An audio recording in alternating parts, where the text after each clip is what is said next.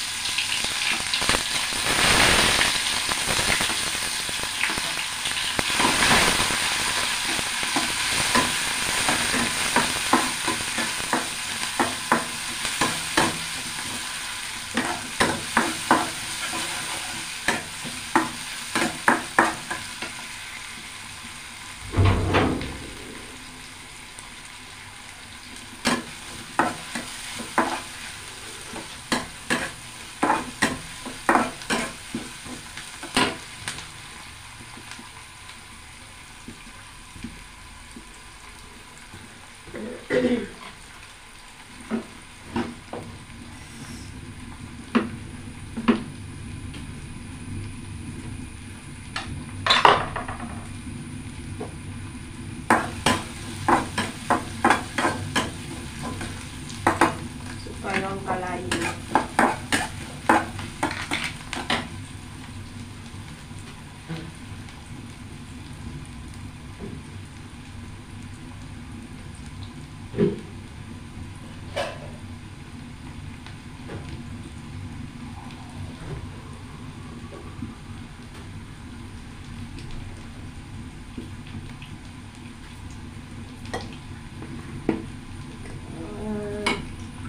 Lagyan natin ang shrimp.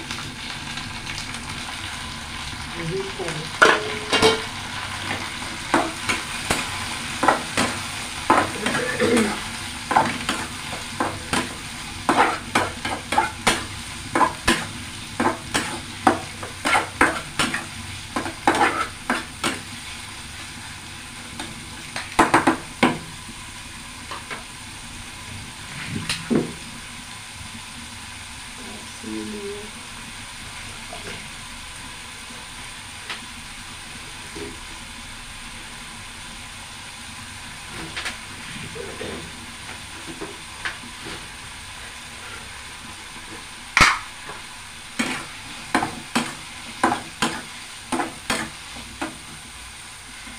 And then, lagyan natin ng garlic powder. Ay, sorry, garlic paste. Garlic powder. So, ayan. Ito na to sa garlic paste. Tapos, ginger paste.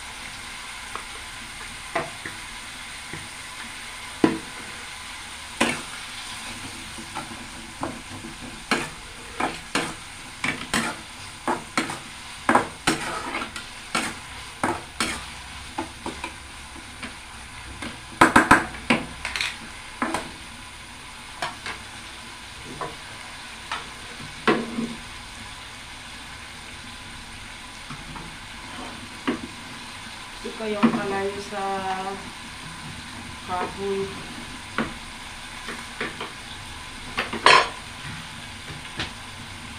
Wala dali kayo siya maluto. Kasi masunog ba?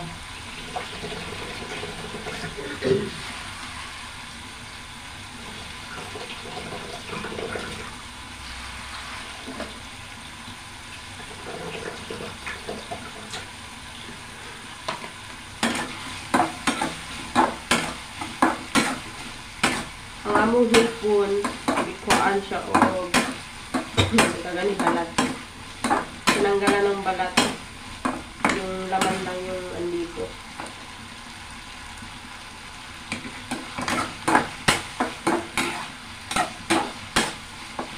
Ayan, okay na yun siya. Lagyan natin yung tomato. And then, konting chili powder.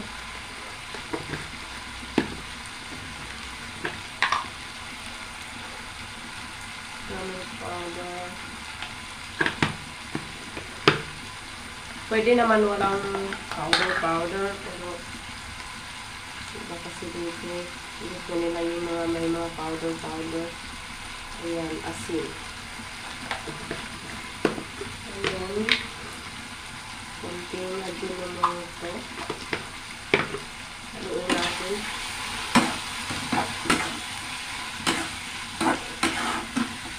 Mas prefer nila may may mga powder.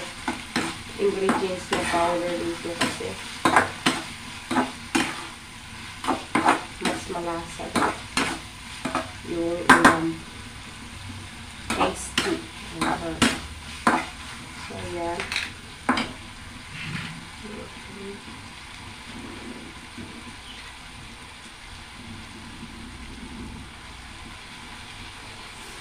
Init. Okay. So, ito na yung munggo. Hinugasan ko na. So, ilagay ito.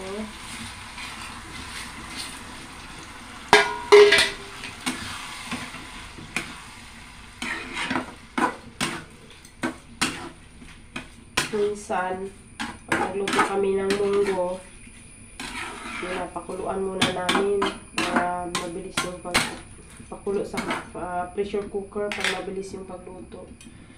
Pero kahoy man siya. So ano na lang, direct ko na lang pakuluan sa kahoy while hintayin maluto. Ayan, lagyan ng tubig. Ayan, pakuluan ito. Lagyan pa natin tubig.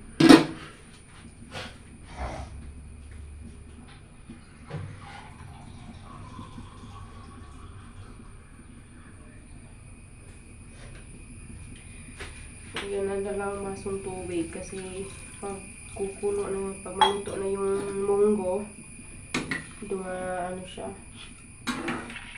itang gani, mudaghan ba, dumami yung yung munggo. Ayan, tutubo siya, tutubo yung munggo pag kumulo na yan. So, ayan. So hintay na lang natin